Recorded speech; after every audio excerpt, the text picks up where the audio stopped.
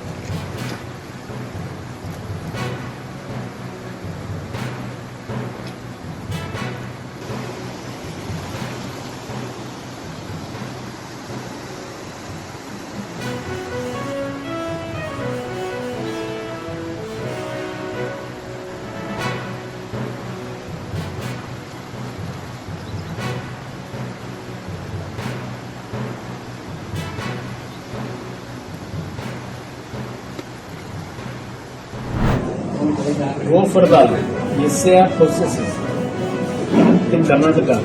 In that process, Karnataka government misusing their power by giving direction to this BLOs.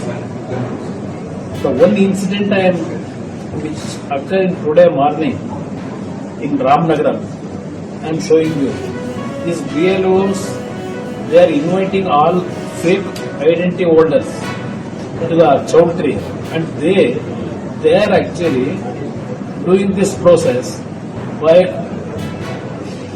additionally they are putting in the voter list the fake voters.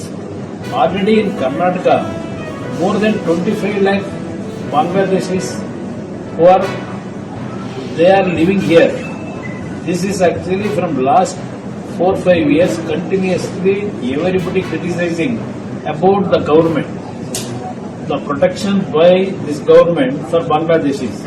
In Ramnagaram itself, more than 10,000 Bangladeshis are in Ramnagaram. They are living there, using their voting without any legality. They wanted to actually additionally they wanted to do it in this process.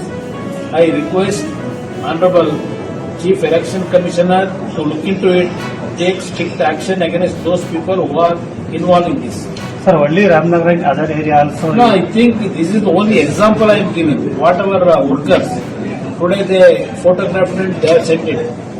Same thing it is happening on the insistence of our Chief Minister. He is the main root cause here. This Chief Minister, throughout his life, illegally he succeeded in this political activities. Sir, in another... ಮೇಲ್ನೋಟಕ್ಕೆ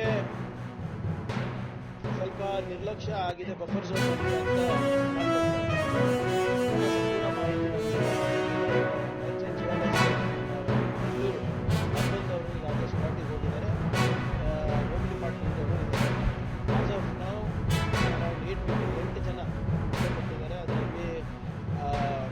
ಒಬ್ಬರು ನಮ್ಮ ರಾಜೀವ್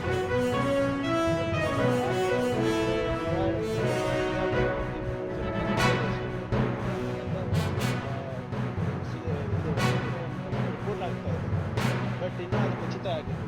ಎಲ್ಲ ಮಾಹಿತಿ ನಿಮಗೆ ಸಾಯಂಕಾಲ ಅಷ್ಟೇ.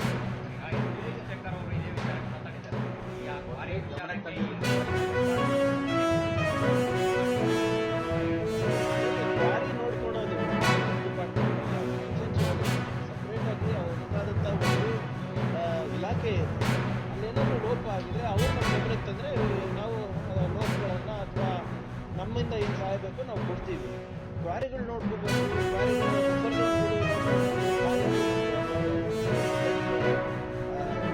Geology ಅವರಿಗೆ ಸಲಹೆ ಇದೆ. ಇವ್ರ ಕಂಡ ಡೆಫಿನೆಟ್ಲಿ ಫಾಲೋ.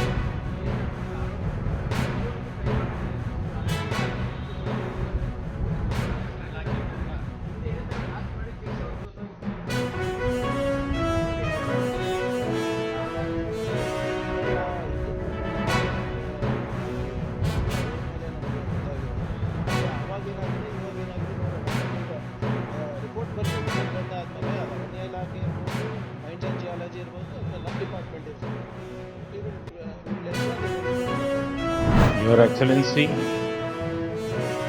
और मेरी छोटी बहन प्रधानमंत्री ताकाइची जी, दोनों देशों के डेलीगेट्स, मीडिया के साथियों, नमस्कार, konnichiwa. India Japan annual summit के लिए प्रधानमंत्री ताकाइची का भारत में अपनी पहली यात्रा पर स्वागत करते हुए मुझे बहुत खुशी हो रही है। वे जापान की पहली महिला प्रधानमंत्री भी है और एक दूरदर्शी और लोकप्रिय नेता भी है।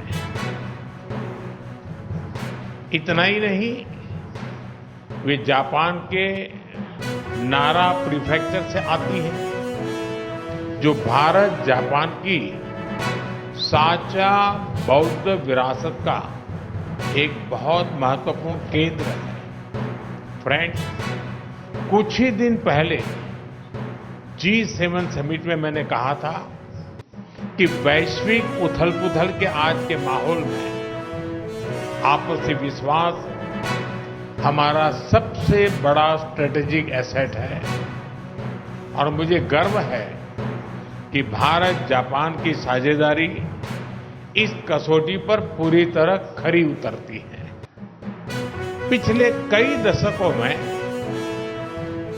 ऑटोमोटिव से लेकर इलेक्ट्रॉनिक्स तक जापान ने भारत की ग्रोथ स्टोरी का अहम हिस्सेदार बनकर दोस्ती और विश्वास की एक अमूल्य पूंजी बनाई है। और आज प्राइम मिनिस्टर ताकाइची की यात्रा से हम अपनी special strategic and global partnership के नए अध्याय की शुरुआत कर रहे हैं। ತಾವೆಲ್ಲ ಇಲ್ಲಿವರೆಗೆ ಸುದ್ದಿಗಳನ್ನು ನೋಡಿದಿರಿ, ಜೊತೆಗೆ ವಿಶೇಷ ಘಟನೆಗಳನ್ನು ಸಹ ನೋಡಿದಿರಿ. ಅದು ನಿಮ್ಗೇನು ಅನ್ನಿಸ್ತು? ನಿಮಗೆ ಲೈಕ್ ಮಾಡಿರಿ, ಶೇರ್ ಮಾಡಿರಿ, ಕಾಮೆಂಟ್ ಮಾಡಿರಿ, ಜೊತೆಗೆ ಸಬ್ಸ್ಕ್ರೈಬ್ ನಿಲ್ಲಿಸ್ಬೇಡ್ರಿ. H16 ನ್ಯೂಸ್ ಅರ್ಥಾತ್ ಸತ್ಯದ ಕೈಗನ್ನಡಿ ವಂದನೆಗಳು.